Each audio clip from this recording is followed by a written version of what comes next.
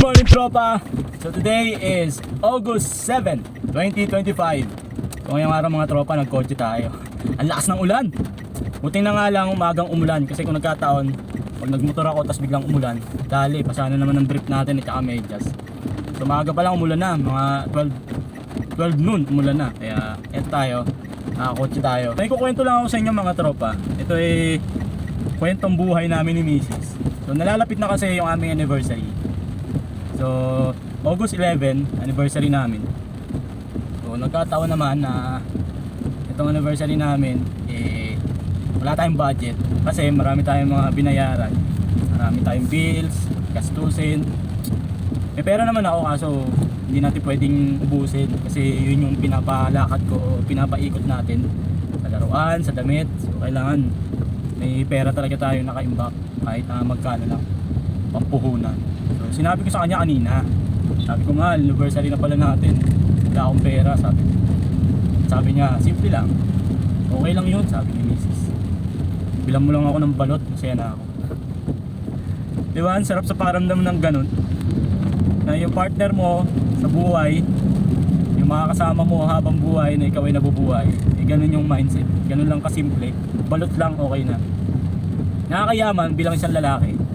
Gusto ko talaga celebrate kami. Sabi ko, gusto mo ba mag-VL ako? Sabi niya, huwag na, pag uwi mo na lang, antayin kita. So bili lang ako ng balot, tapos inom lang kami ng beer, tapos kwentuhan. So ganun yung magiging setup namin ngayong August 11. So ma, kung mapapanood mo to ma, I love you, advance happy anniversary.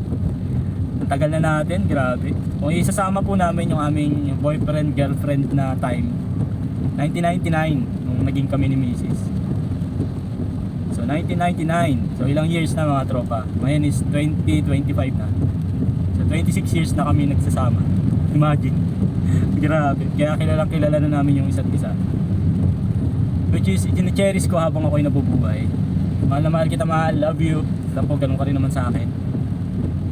So maraming salamat sa pag-intindi. So bawi na lang ako kapag makabenta tayo ng malaki. Malay mo, di ba? Anong petsa pa lang naman ngayon? Ngayon is August 7 pa lang naman. 8, 9, 10. Meron pang 4 days, mahal. Malay mo.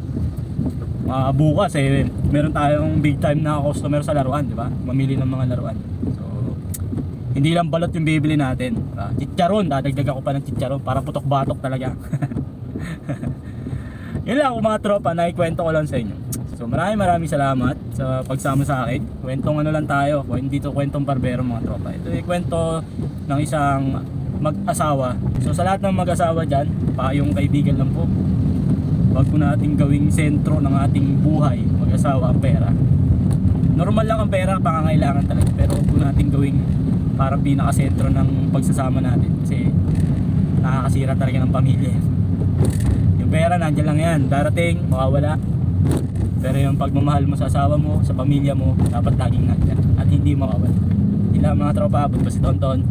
Peace, bye bye, mahal, I love you.